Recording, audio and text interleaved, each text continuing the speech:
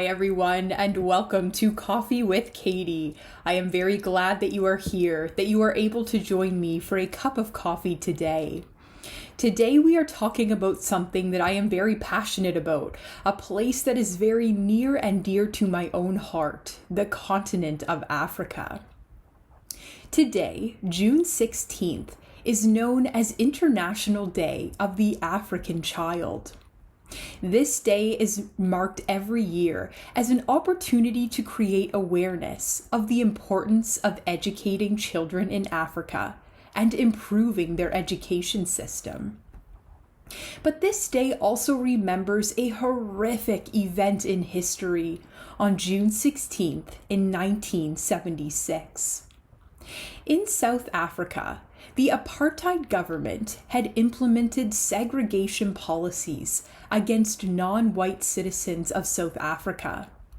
Their education system was riddled with systematic discrimination. Now, at this time in 1976, the South African town of Soweto was predominantly a black community. The only white people were the police.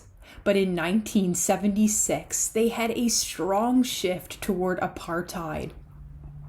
They were told that all subjects at school would be taught in the Afrikaans language, a Dutch-based language, and in that language only. Everything from textbooks to public toilets was changed to this Afrikaans language, the language of the oppressive apartheid regime. The students were already struggling to learn in English, the language their schooling was in. Why should they learn yet another language, separate from that which they speak in their homes and communities?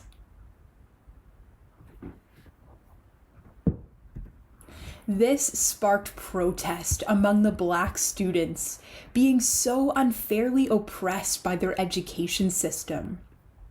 To completely switch to being taught in a new language was frustrating. They preferred to remain being taught in English because they felt like that was the international language that would give them the most opportunity. So they resisted this oppression in their educational system, and these students decided to demonstrate against the inferior education they were receiving. A group of students from Soweto, South Africa, got together to protest these apartheid policies. They gathered their courage to march for their right to an equal education on this day, June 16th in 1976.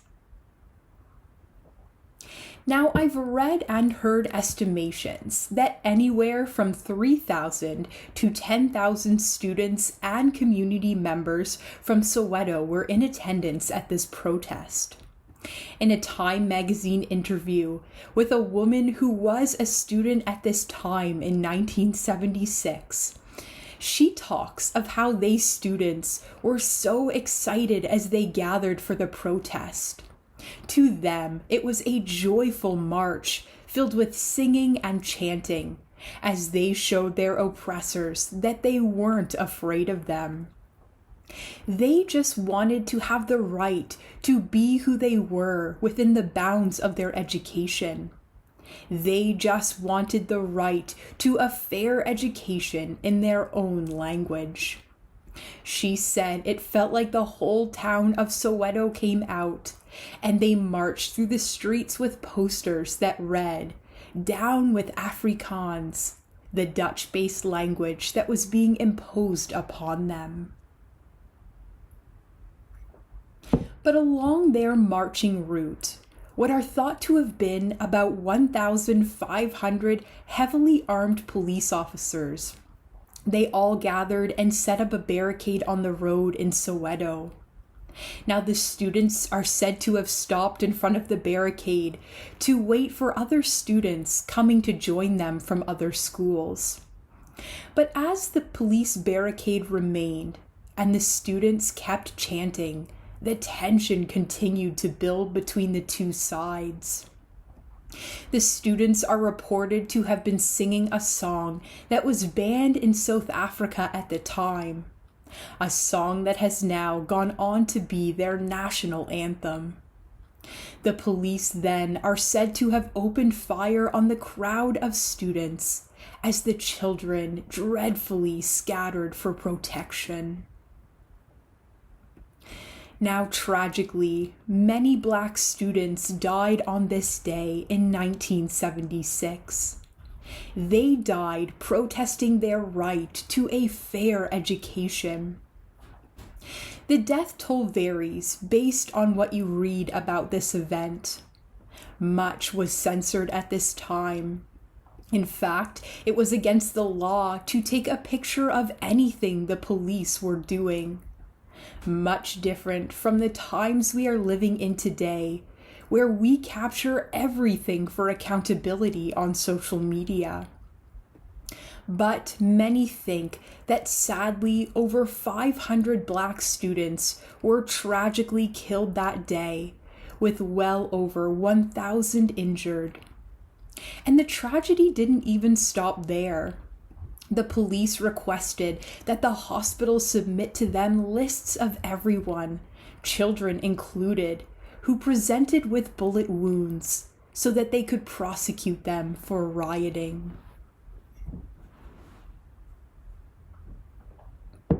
This day in history has gone on to be referred to as the Soweto Uprising, and it did end up having impact.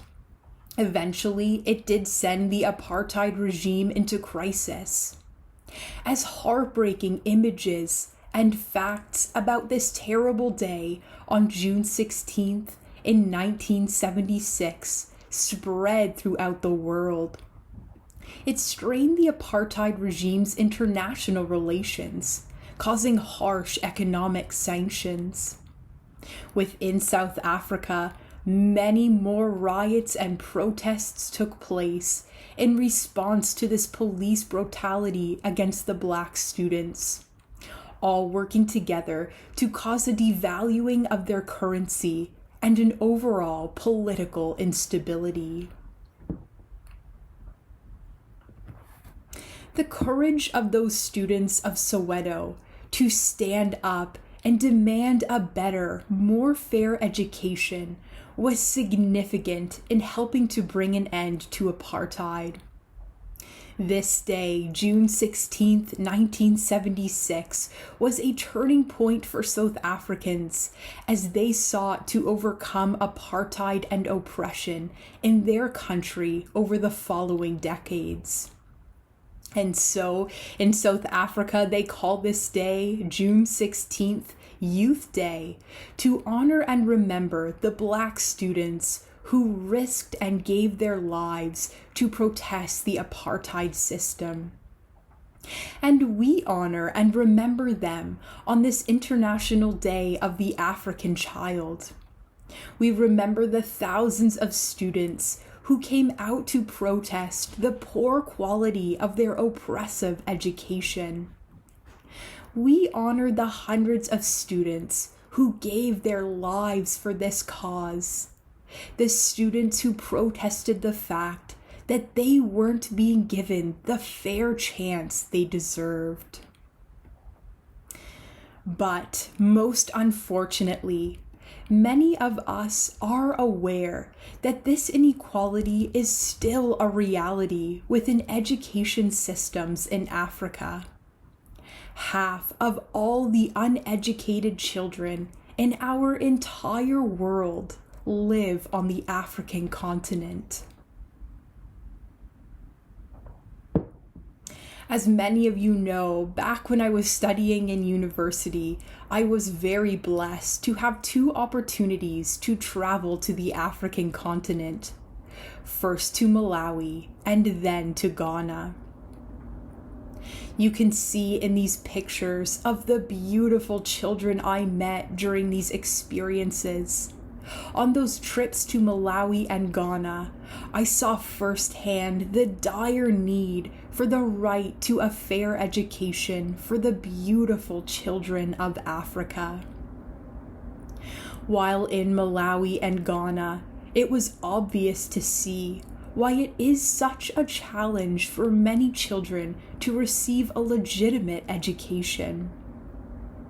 The economic constraints in many African countries restrict children from the right to a fair education, a right that we, in countries like Canada, far too often take for granted. Now, there are many societal barriers between African children and a fair education. There are several reasons why African children go uneducated. In many cases, I learned parents simply cannot afford school fees, and there are no social supports to help them in this way. As well, the distance between a child's home and the nearest school may simply be too far for a trip to realistically do on foot every day, and there is certainly no safe transportation system, especially outside of the cities. Gender roles also put children at various disadvantages. For example, girls in Africa are very active in the family unit in African society from even a young age. In some cases, early marriage might keep a young girl from the classroom, or the need to care for her younger siblings or older relatives who might be sick or dying. Providing a fair and proper education to girls in Africa can help to delay marriage until a more appropriate age, and it can also help girls to have fewer but healthier children. Boys also have their own disadvantages in receiving an education.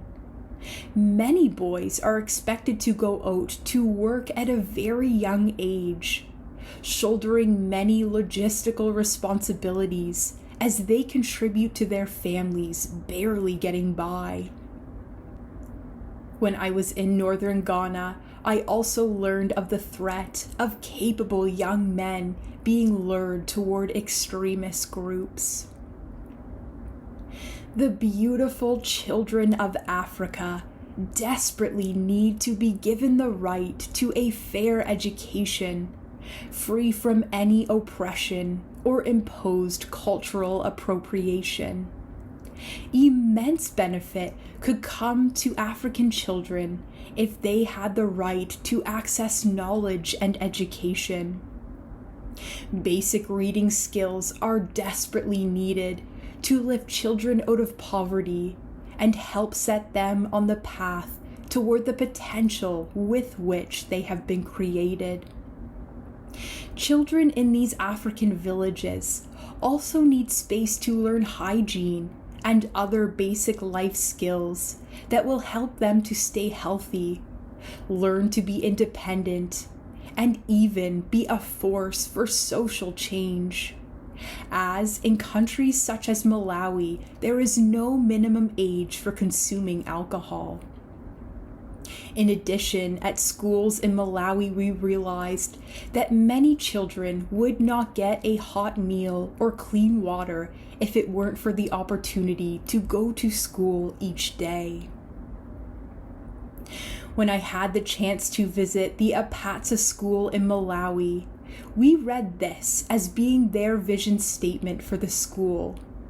You'll see their vision is to have children and orphans in the community better qualified so that they are competent and responsible citizens of Malawi who are able to help themselves and their community.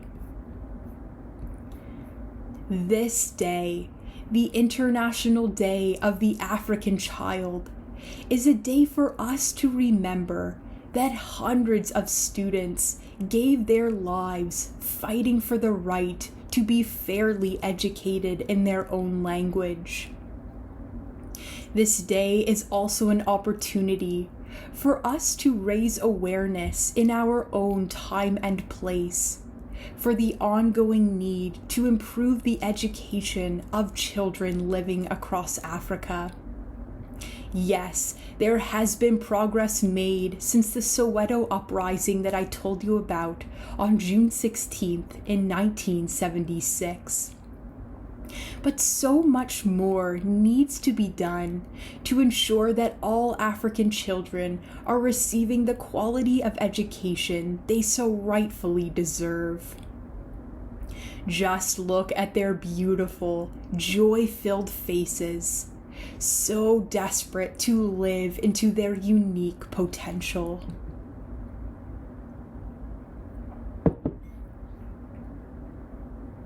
As I reflect on this day, stemming from history in Africa, and also from my own experiences in Africa, I am ever aware that we also have dreadful inequalities within our own education systems here in Canada, both past and present. We have our own stories here in Canada of people not having the right to a fair education, and terrible stories about Indigenous children being wrongfully oppressed through education.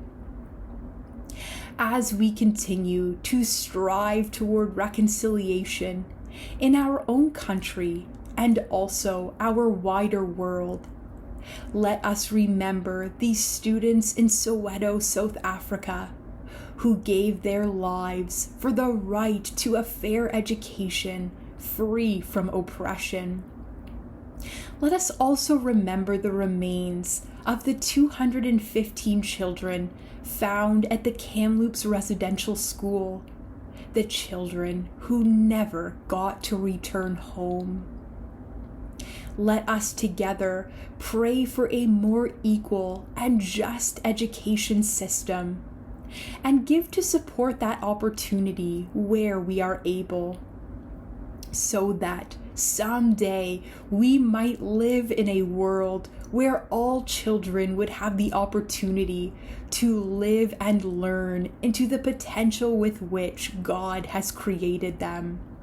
For Jesus said, "Let the little children come to me, and do not hinder them, for the kingdom of heaven belongs to such as these."